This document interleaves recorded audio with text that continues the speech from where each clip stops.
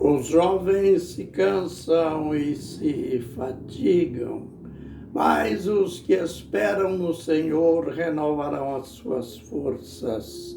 Subirão com asas como águias, correrão e não se cansarão, caminharão e nunca se fatigarão.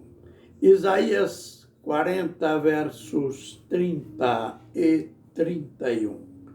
Ministério Pão Vivo, direto ao assunto. As palavras do capítulo 14 em João, palavras de instruções, palavras de despedidas. Jesus sabia o quanto os discípulos estariam sentindo com a sua partida. Ele sempre deixou claro, desde o princípio.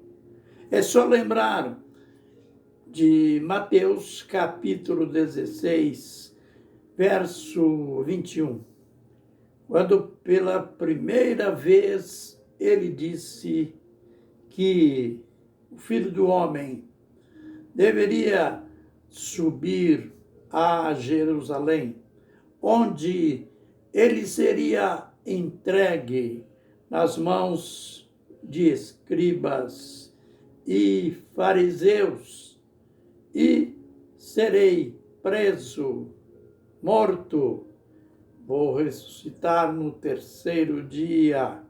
Era a primeira vez que ele estava fazendo menção de sua morte. É claro que isto aí já criou neles uma certa apreensão.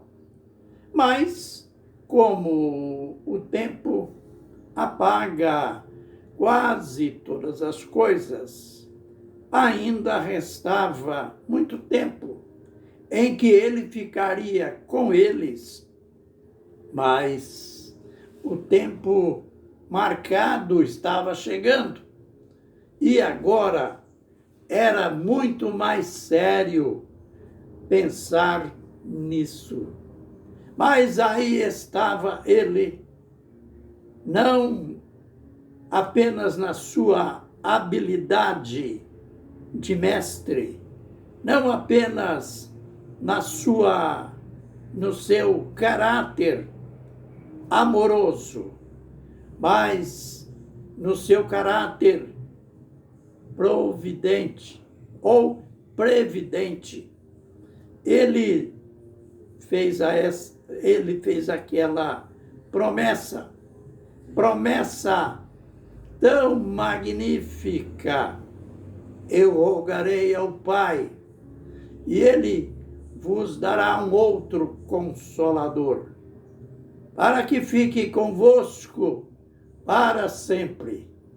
O que a gente já aprendeu ontem, que nesta promessa a parte mais importante é a parte B da mesma. Estarei convosco todos os dias. Note, ele estava se despedindo e ele fala que este Consolador, que na realidade era ele mesmo, este Consolador não teria mais esta mudança de ministério, este companheirismo, esta consolação da qual ele estava falando. Este Consolador seria um Consolador para sempre. Aí então, a descrição é algo de uma profundidade básica para as nossas vidas espirituais. O Espírito da verdade que o mundo não pode ver, nem o conhece, mas vós o conheceis, porque ele habita convosco e estará em vós. Já viu? Parece que ele está dizendo de algo muito parabólico, algo misterioso, pois espírito ninguém vê. Como que ele está dizendo que o espírito da verdade, ele não era visto? O mundo não podia o receber, porque o mundo, isto é, os incrédulos, não o vê, nem o conhece. Mas vós o conheceis, porque ele habita convosco e estará em vós. Mas vamos a esta menção. Espírito é invisível, ninguém vê espírito. Mas, é claro, não vamos olhar aqui no sentido literal. Ele estava dizendo no sentido figurado, no sentido espiritual. Vocês, além de me ver no sentido literal, além de me ver como pessoa, vocês já me viram também pela fé no meu lado espiritual, no meu lado espírito. E era esta a promessa que Jesus estava fazendo para eles. Pare de pensar que Jesus estava prometendo uma outra pessoa aqui.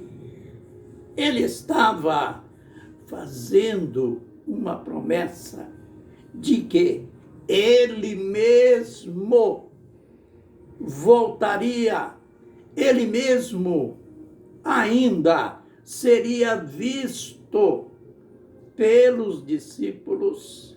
Mas vamos à primeira parte, que é profunda, que deve ser básica para a nossa vida espiritual. O Espírito da verdade, que o mundo não pode o receber, porque não o vê, nem o conhece, nem uma coisa nem outra. Mas vós, note que a diversidade, que contraste entre mundo e os discípulos, entre aqueles que creem em Jesus e aqueles que não creem. Note, eles não creram e os de hoje, aqueles que não creem, ainda hoje, eles não podem receber o Espírito como aqueles do tempo de Jesus.